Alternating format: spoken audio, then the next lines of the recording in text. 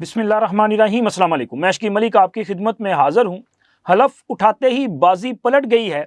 सुन्नी इत्तेहाद council के मेंबरान ने कौमी असम्बली में इमरान खान के खिलाफ नारे लगा दिए हैं और इसके साथ साथ खबर यह है कि खैबर पख्तूनख्वा असम्बली में मुस्लिम लीग नून की खातून रुकन ने वज़ीर आला के नामजद उम्मीदवार अली अमीन गंडापुर के सर पे जूती रख दी है।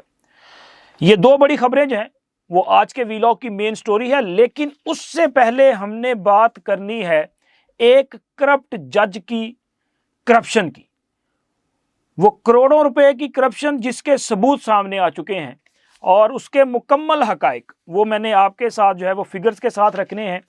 और ये जज साहब जिनके खिलाफ ये सबूत सामने आए हैं वो बड़े ताकतवर जज हैं जनाब, कोई आम जज नहीं है।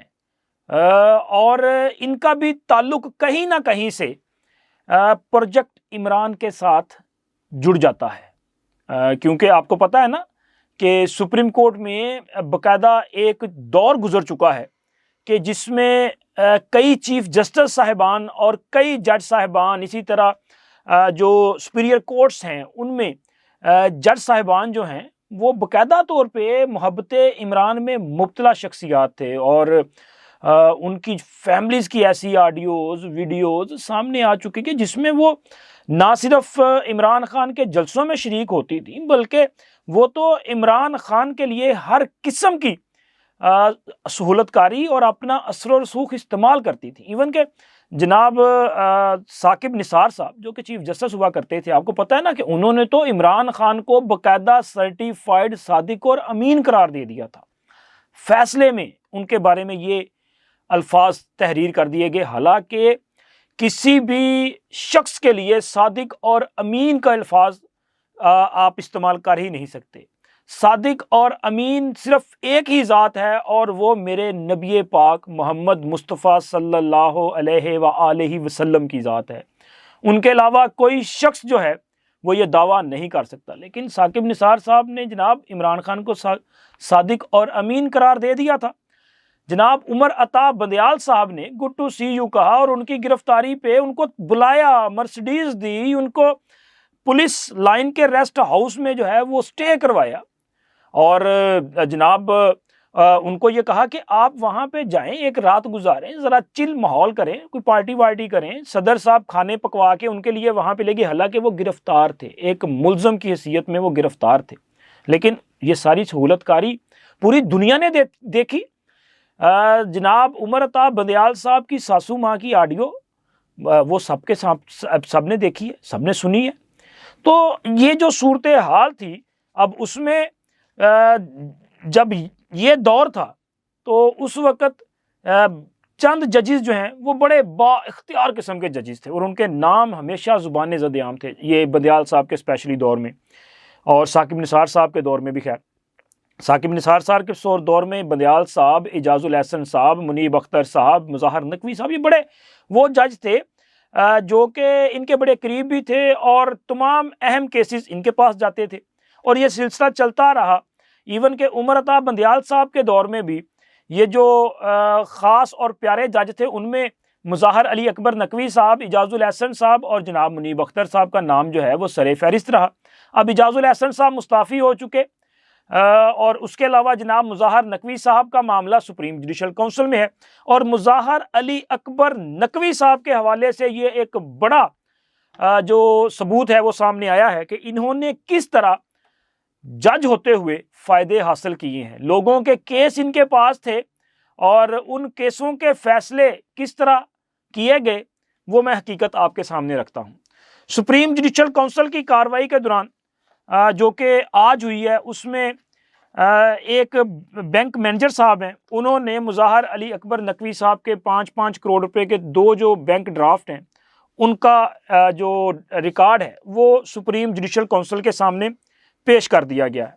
ये जो प्रॉपर्टी है कैंट लाहौर में सेंट जॉन्स पार्क वाली उसका मामला है और इस मामले पे आज सुप्रीम जुडिशल काउंसिल के सामने जो गवाह हैं चौधरी शहबाज साहब वो पेश हुए हैं और उन्होंने सुप्रीम जुडिशल काउंसिल के सामने ये बताया है कि उनसे सवाल था कि आपकी अहलिया मोहतरमा जो है, उनका नाम आई थिंक बिस्मा वारसी वारसी है, और उन्होंने उनसे सवाल था कि क्या उनका कभी कोई केस मज़ाहर नकवी साहब के पास जो है वो लगा है। तो उन्होंने कहा जी एक मरतबा उनका केस जो है, चेक डिसऑनर का केस था, वो मज़ाहर नकवी साहब की अदालत में लगा था।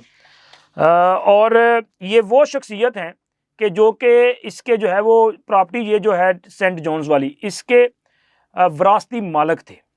इसका जो डाटा है वो मैं आपके साथ आगे चल के शेयर करता हूँ, लेकिन आज की ये जो समात थी, इस दौरान एक निजी हाउसिंग सोसाइटी के मालिक, ये निजी हाउसिंग सोसाइटी जो है कैपिटल स्मार्ट सिटी और लाहौर स्मार्ट सिटी के मालिक हैं, और इनका नाम है जनाब जाहिद रफ़ीक साहब।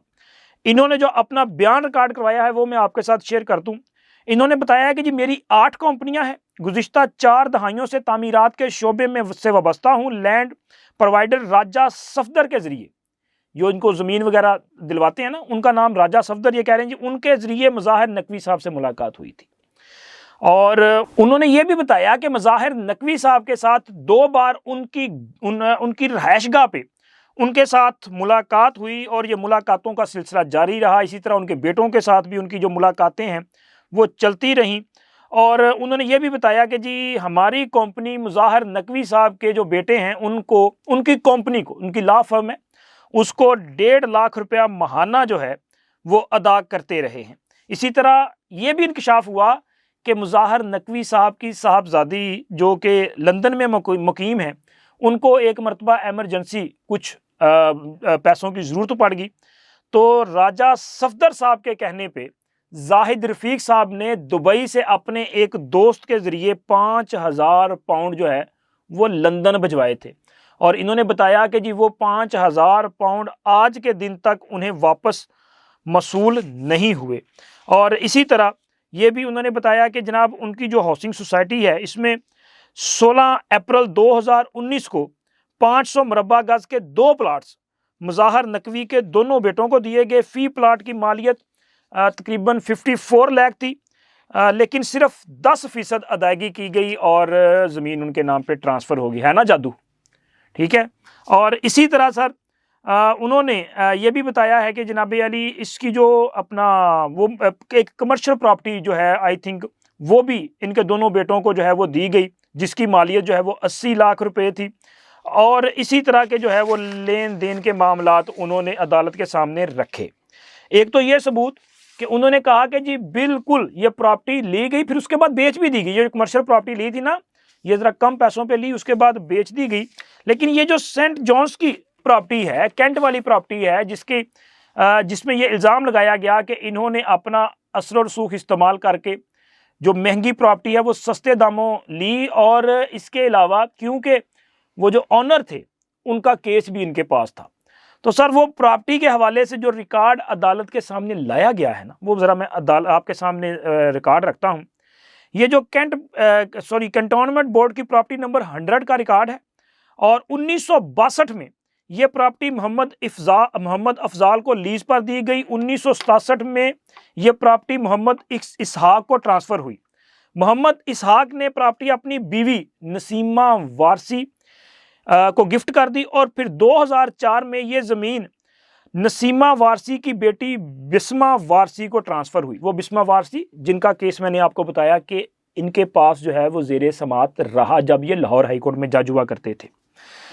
अच्छा जी, इसके अलावा फिर ये प्रॉपर्टी अब चल के ये प्रॉपर्टी जो है इसको 2 हिस्सों में तकसीम किया गया, और बिस्मा वारसी साहबा जो हैं ये इसका एक हिस्सा इनके शोहर और दूसरा इनके बेटे यानी कि चौधरी शहबाज और दूसरा हसन शहबाज साहब जो हैं उनको अलॉट कर दिया गया, उनके नाम पे ट्रांसफ़र हो गया। और इसी प्रॉपर्टी को मज़ाहिर नकवी साहब ने 2022 में 10 करोड़ रुपए के इवज़ खरीदा, 10 करोड़ रुपए। लेकिन जब ये प्रॉपर्टी खरीदी गई उस वक्त इसकी जो एक्चुअल प्राइस थी, जो मार्केट वैल्यू थी सर, 3 अक्टूबर 2022 को इन्होंने इस पे तामीरात का आगाज़ किया, लेकिन इसकी जो एक्चुअल प्राइस है ज़रा मैं वो आपके साथ शेयर कर दूं। 25 जून 2022 को इस प्रॉपर्टी की कीमत जो है, जब ये 10 करोड़ रुपए में खरीदी गई ना, तो उस वक्त इसकी मार्केट प्राइस थी 25 करोड़ 90 लाख यानी कि 26 करोड़। और जनवरी 2024 में इस प्रॉपर्टी की कीमत पता कितनी है? 35 करोड़ 60 लाख। अब आप अंदाजा लगा लें कि जब आप जो है वो मुनसफ की कुर्सी पे विराजमान है तो आपने अपने इख्तियारात का किस बेदर्दी के साथ इस्तेमाल किया, और ये जो करोड़ों रुपए का फायदा हासिल किया इसके अगेंस्ट आपने क्या कंप्रोमाइज किया? क्या आपने इंसाफ के तकाजे पूरे किए? ये तो एक केस है, इस तरह के और कई केसेस होंगे। तो जनाब इनके खिलाफ जो है वैसे कार्रवाई तो आगे बढ़ रही है। चीफ जस्टिस साहब ने फिर नोटिस किया है, उन्होंने कहा कि जी अगर आप इन गवाहान पे जिरा करना चाह रहे हैं जो कि सुप्रीम जुडिशल काउंसिल में पेश हो रहे हैं तो आ जाएं। अगर कोई ना आया तो यह समझा जाएगा कि आपके पास अपनी सफाई में कहने के लिए कुछ भी नहीं है। तो मेरा ख्याल है सफाई में कहने के लिए है कुछ, ये सारे डॉक्यूमेंट सुप्रीम जुडिशल काउंसिल के सामने पेश किए गए हैं और वहां से बचना जो है वो बड़ा मुश्किल सा है। और इसके साथ साथ पीपल्स पार्टी ने भी एक मुतालबा जो है वो रखा है। पीपल्स पार्टी का यह कहना है कि सेनेट में मजमूई तौर पे 11 सीटें खाली हो चुकी हैं। कुछ लोग जो हैं वो चूंकि पहले रिजाइन कर चुके थे, कुछ इंतकाल कर चुके, और अभी जो है कुछ लोगों ने इंतखाबात में हिस्सा लिया और वो रुकन सूबाई असम्बली या कौमी असम्बली मुंतखब हुए हैं तो उनकी सीटें खाली हैं। तो ये 11 सीटें हैं, तो लिहाजा इन पर फौरी तौर पर इंतखाबात करवाए जाए। इस हवाले से इलेक्शन कमीशन को खत लिखा है। और जो सीटें खाली हुई हैं उनमें जनाब यूसुफ रजा गिलानी साहब की सीट है, जाम मेहताब साहब की, नसार खोड़ो साहब की, गफूर हैदरी साहब, सरफराज बुगटी साहब, नुज़हत सादिक साहबा और सादिक संजरानी साहब। इसके साथ साथ शहजादा उमर और राना मकबूल, ये मरहूम फोत हो चुके थे राना उमर साहब। शौकत तरीन साहब ने इस्तीफ़ा दिया था। और जनाब हमारे आज तक के जो निगरान वज़ीर आज़म हैं अनवारुल हक काकड़ साहब, इनकी सीटें जो है वो खाली हैं। तो इन पे इलेक्शन पहले करवाया जाए क्योंकि सदर के इंतखाब के लिए सेनेट जो है वो इलेक्टोरल कॉलेज का हिस्सा है। तो लिहाजा ये जो सीटें हैं ये फिल कर ली जाए। बात तो ठीक है। तो मुझे लग रहा है कि जनाब सदारती इलेक्शन से पहले ये बड़ा इलेक्शन जो है वो सामने आपके आ जाएगा और ये इलेक्शन होने जा रहा है। और अब जनाब हम आते हैं अली अमीन गंडापुर साहब की। देखें तहरीके इंसाफ वालों की ये जो घड़ी है ना, ये छेड़ बन चुकी है यार। अजीब रिएक्ट करते हैं कि अगर कोई बंदा आपको वैसे वो घड़ी दिखाए तो इनको जो है वो अपना मिर्चें लगना शुरू हो जाती हैं, वो थरथली सी मच जाती है। पता नहीं इनके तन मन धन में किस तरह आग लगना शुरू हो जाती है। अजीब नहीं हो गया? वो एक खातून रुकन है सोबिया शाहिद साहबा खैबर पख्तूनख्वा की, ये वहां पे नारेबाजी कर रहे थे। उन्होंने कुछ नहीं कहा, उन्होंने सिर्फ घड़ी दिखाई। ओ यार घड़ी दिखाने की बात थी, लॉबी से गैलरियों से जो है वो जूतियां बरसाई गई लेकिन किसी के खिलाफ कोई कार्रवाई नहीं की गई। लॉबी में आउटसाइडर्स आते हैं, किसी आउटसाइडर को ये जुर्रत किसने दी कि जी वो यहाँ पे जो है, एक तो जबरदस्ती लोग घुसे हैं, जूतियां जो है वहां से बरसाई गई। और उसके बाद आज फिर ऐसा वाकया हुआ कि सोबिया शाहिद साहबा जो है वो स्पीकर और डिप्टी स्पीकर के इलेक्शन में वोटकास्ट करने के लिए, स्पीकर के इलेक्शन में वोटकास्ट करने के लिए जब आई तो गैलरियों से उन पर हुटिंग की गई, नारेबाजी की गई। तो वो उन्होंने आज खैर घड़ी भी नहीं उन्होंने लहरे, वैसे वो हाथ से इस तरह इशारा करती रही, लेकिन वहां पे जो है वो मुसलसल बदतमीजी की जाती रही। लेकिन फिर उन्होंने जो किया है, अब जवाब तो इसी तरह आना था ना। वो चलेगी अली अमीन गंडापुर इनके भाई का नाम है एक उमर अली अमीन गंडापुर जो कि इनके वजीर आला के उम्मीदवार हैं, वो उनकी सीट पे गई और उन्होंने उनसे जाके कहा कि ये जो रवैया है, लेकिन वीडियो जो सामने आई है उसमें जो बॉडी लैंग्वेज है वो बता रही है कि जनाब वो गंडापुर साहब जो है ना वो उन लोगों की हरकत को जो है वो दुरुस्त तस्लीम कर रहे हैं। सर ठीक है, आप भी इस तरह की हरकत कर रही हैं, मुझे लग ये रहा है वो जो वीडियो है उसके मुताबिक। लेकिन फिर उन्होंने क्या किया, उन्होंने जूती निकाल ली। मोहतरमा ने जूती उठाई है और जूती जो है उन्होंने ना सिर्फ उन लॉबीज वालों को दिखाई बल्कि उन्होंने अली अमीन गंडापुर के सर के ऊपर जो है वो जूती कर दी है। यार कितने इज्जत रही यार। मतलब आप लोग जो है ख्याल सोचे तो सही कि आप किस कदर बेइज्जत होना शुरू हो चुके हैं। आप अपनी हरकतें चेक करें। और ये खैबर पख्तूनख्वा में जो कुछ हो रहा है ना, ये आप खुद जो है वो अपने पांव पे कुल्हाड़ी मारने की कोशिश कर रहे हैं, बल्कि मैं तो कहूंगा कि आप जनाबे अली बम को टक्कर मारने की कोशिश कर रहे हैं। ये हरकत जो हैं वो आपके गले पड़ जाएंगी, क्योंकि वहां पे जो कुछ हो रहा है ये जमहूरियत नहीं है, ये एक तरह से आमरियत बल्कि एक बाग़ियाना रवैया है। खैबर पख्तूनख्वा असम्बली जो कि मुंतखब ऐवान है, वहां का एक तकद्दुस होता है, कुछ रूल्स होते हैं, ज़वाबित होते हैं, उसके मुताबिक चला जाता है, सिक्योरिटी मेजर्स होते हैं। वहां पे पिछले 2 दिन से जो कुछ मंजर देखने को मिल रहा है, वहां पे तो कुछ भी हो सकता है।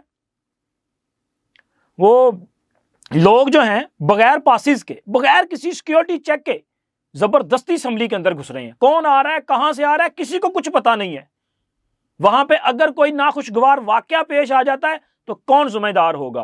क्या ये जो सुन्नी इत्तेहाद कौंसिल में शामिल हुए हैं, या जो कि कहते हैं जी हम इमरान खान के सिपाही हैं, ये जिम्मेदार होंगे?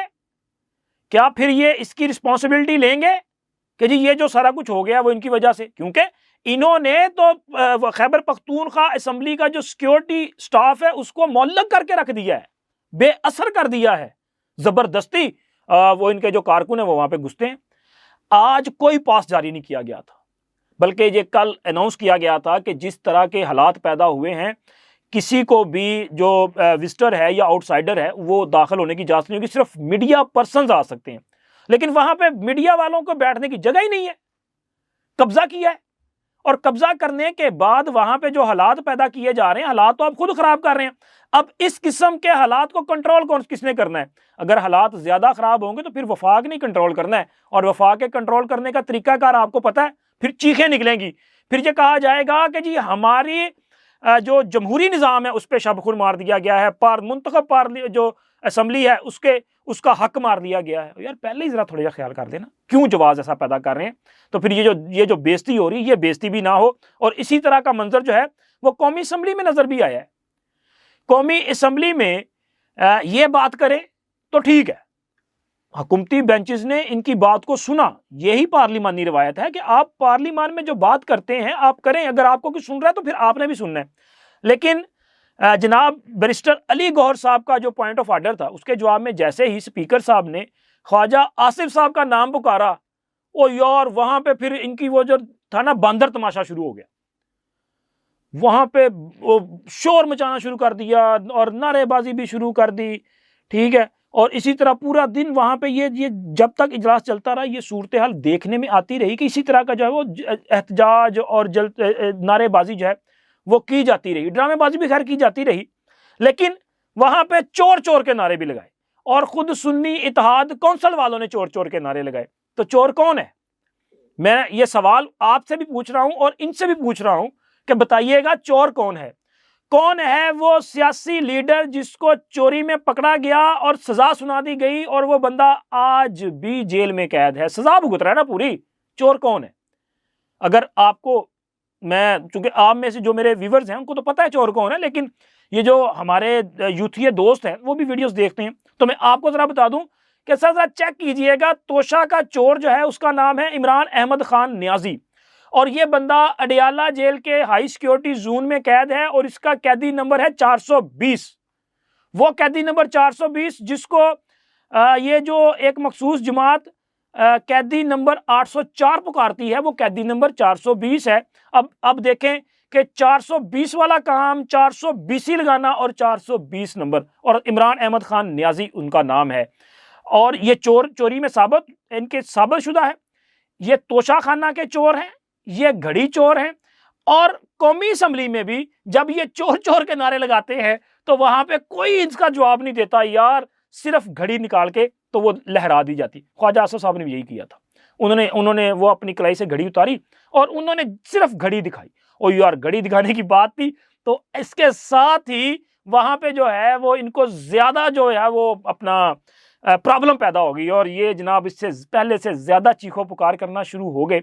लेकिन चीखों पुकार करने से कुछ नहीं होगा। आप चोर कहेंगे तो इसका मतलब है इमरान खान चोर। आपको घड़ी कोई दिखाएगा तो कहने की जरूरत नहीं पड़ेगी, पूरा पाकिस्तान खुद ही समझ जाएगा कि कौन है घड़ी चोर, तो आपको अंदाजा। इसीलिए आप चीखों पुकार के, बेहतर है कि आप लोग जो है अपनी स्ट्रेटेजी पे गौर करें। आप मुंतखब ऐवान जो हैं इनको पार्लिमानी रवायात, आइन, कानून और जवाबत के मुताबिक चलने दें, यही आपके लिए बेहतर है। अगर आप हडल्स पैदा करेंगे, अगर आप किसी भी मुंतखब ऐवान में जो है वो जमहूरियत के नाम पे बदमाशी करने की कोशिश करेंगे, जैसी कि खैबर पख्तूनख्वा में की जा रही है।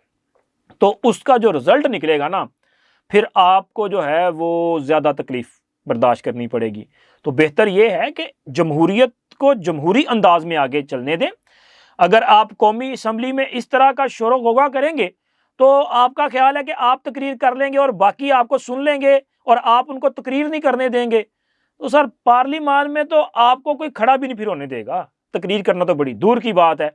तो बेहतर यही है कि इससे पहले कि आपके सॉफ्टवेयर अपडेट हो जाएं, आप खुद ब खुद ही जो है वो अपनी ज़रा अदाएं जो है इनको बेहतर कर लें। ये आपको मशवरा था, बाकी आपकी मर्ज़ी है, जो मर्ज़ी आप करें।